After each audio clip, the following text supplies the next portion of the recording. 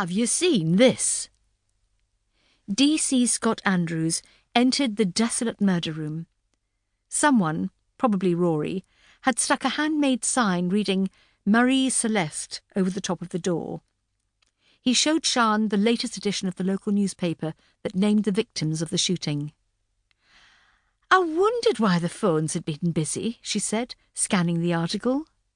"Who is Alex Winstanley? Should we be worried about him?" "I've no idea. I haven't met him.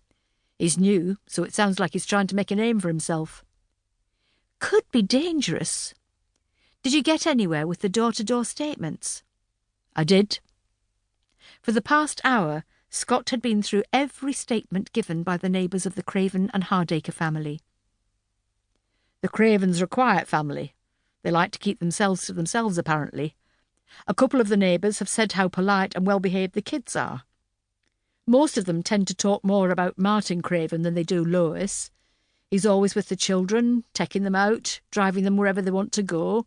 Lois is usually spotted on her own. Not the motherly type, then? It would appear not. One of the neighbours, Ava Charles, said she got the impression Martin and Lois were living separate lives. What gave her that impression? You never see them together.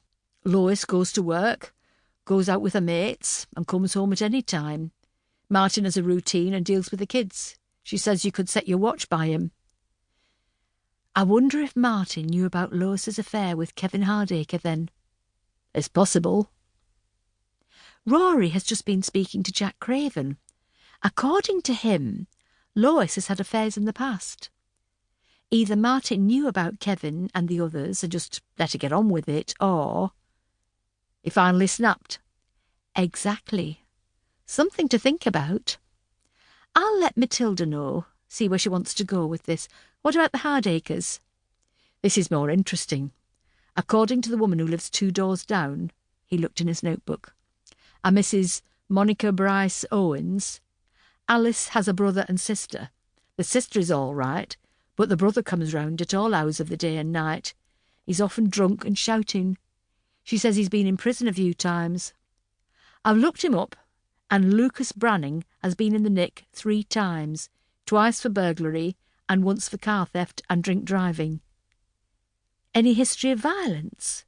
Well, he's not been charged with any violent behaviour, but if he's responsible for these latest burglaries, then I'd say he has a short fuse, to say the least. I tell you what, go and see Faith in CID. She's working on these burglaries. They'll have been looking into everyone with a history of burglary, and that means Lucas Branning will have come up. Get a background on him and we'll take it from there.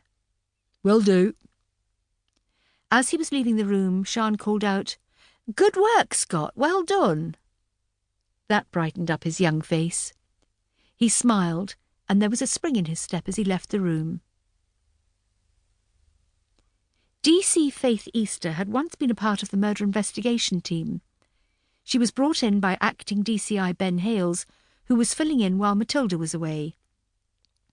At first, she enjoyed being part of an elite team, and she was happy to be eased in gently. Her first case was a suspicious death at an 18th birthday party. After a short investigation, a young man admitted to spiking the drink of a girl he allegedly loved, and that was that. He handed himself in, answered every question put to him, and was sent to court. Case closed. It was the Harkness case last winter that had been the real shocker for Faith. A 20-year-old cold case and a current murder case.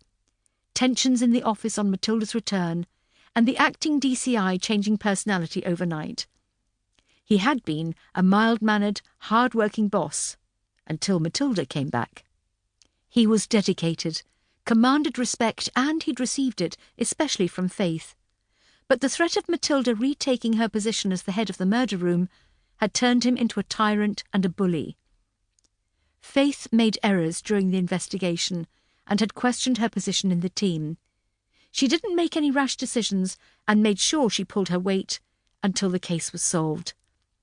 Then she had asked to be transferred back to CID. Now she was back in CID, a small fish in a very large pond, and she was content with her work. Scott entered the open-plan office and headed over to her.